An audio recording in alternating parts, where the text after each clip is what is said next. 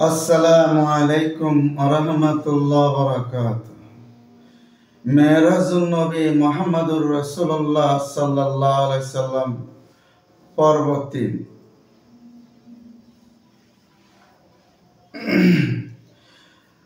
রাহমাতাল লিল আলামিন নবীজি লাকাব আপনার, গুনাহগারের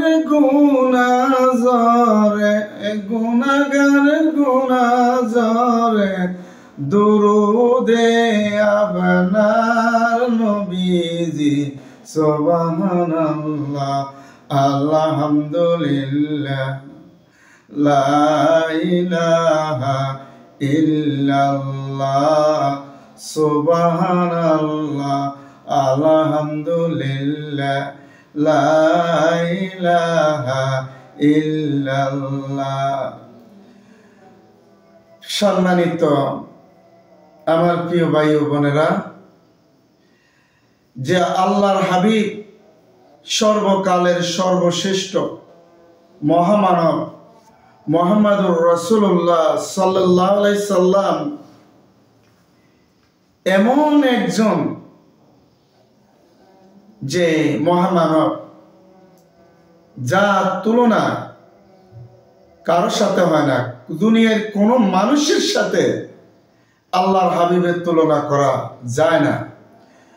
মানুষ থাক দূরের কথা, যে আল্লাহ রাব্বুল আলামিন যত নবী রাসূলগণ আল্লাহর এই জমিনে যে পাঠিয়েছিলেন, ইসলামের দাওয়াত নিয়ে, কালিমার দাওয়াত নিয়ে যাদেরকে প্রেরিত করেছেন, যে নবী রাসূলগণ আল্লাহর কাছে ফরিয়াদ করছেন আখিরি পয়গম্বর মুহাম্মদুর রাসূলুল্লাহ সাল্লাল্লাহু আলাইহি সাল্লামের উম্মত হওয়ার জন্য।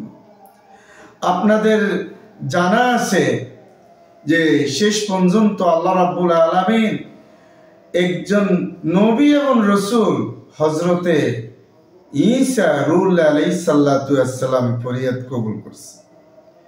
দেখুন, উনি কিন্তু নবী রাসূল হয়ে আসবেন না, কিয়ামতের পূর্ব মুহূর্তে উনি নবী মুহাম্মদুর রাসূলুল্লাহ সাল্লাল্লাহু আলাইহি সাল্লামের উম্মত হয়ে, উম্মত হিসাবে দাবি নিয়ে আসবেন এবং এই কালিমা দাওয়াত প্রচার করবেন, লা ইলাহা ইল্লাল্লাহ লা ইলাহা ইল্লাল্লাহ লা ইলাহা ইল্লাল্লাহ মুহাম্মাদুর রাসূলুল্লাহ সাল্লাল্লাহু আলাইহি ওয়াসাল্লাম।